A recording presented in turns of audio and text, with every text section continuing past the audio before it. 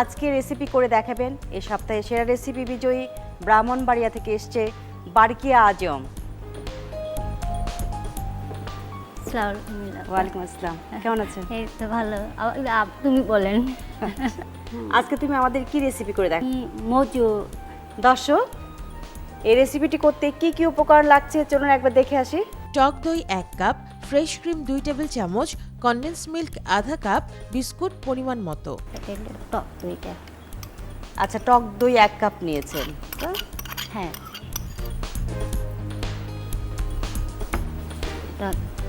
টক দইটা ফেটে নিচ্ছ, অনেক মজার হবে অল্প উপকরণ দিয়ে।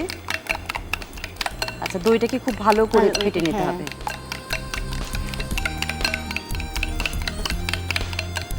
তারপর আমি কনডেন্স মিল্কটা দিয়ে দিতে হবে, ফ্রেশ ক্রিম। তুমি বলো, আমি তোকে একটা করে হেল্প করি। সবগুলো একসাথে ফেটতে হবে, তাই না? আচ্ছা, যখন এটা দিতে হবে বলো, আমি দিয়ে দিচ্ছি।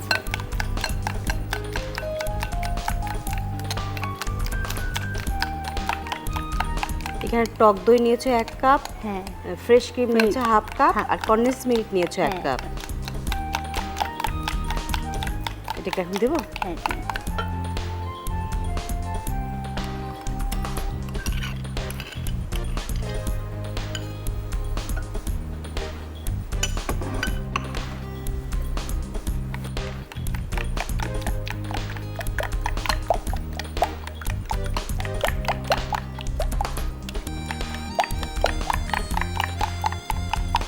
আচ্ছা, আমি তোমাকে হেল্প করি, তুমি বোধহয় বিস্কিটগুলো সাজাবে, তাই না? না এটা দিয়ে তারপরে আচ্ছা আচ্ছা আচ্ছা, দেখি তোমার থেকে আসলে কেমন করে করবে তুমি।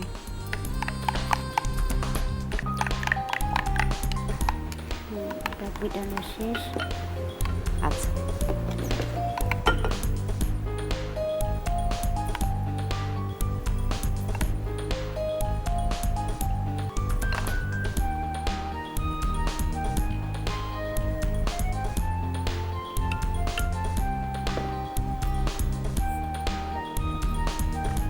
এটা কি বিস্কিট দিয়ে সাজিয়ে দিচ্ছ? টিপস। আচ্ছা আচ্ছা, খুব মজাই লাগবে। নোনতা বিস্কিটটা, নোনতা আর এই খাবারটা মিষ্টি,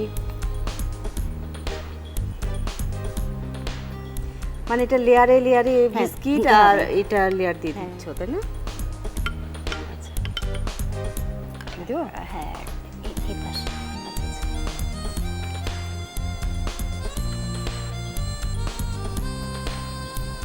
এইভাবে 2 বার বা 3 বার করে দিতে হবে।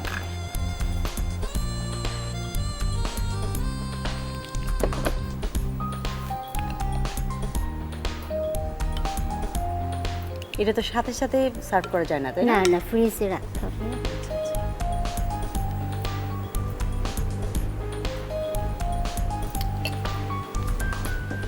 তারপর আমি সুইচ বল। আচ্ছা, সুইট বলগুলো দিয়ে সাজিয়ে দিচ্ছি। হ্যাঁ, উপরে দিয়ে।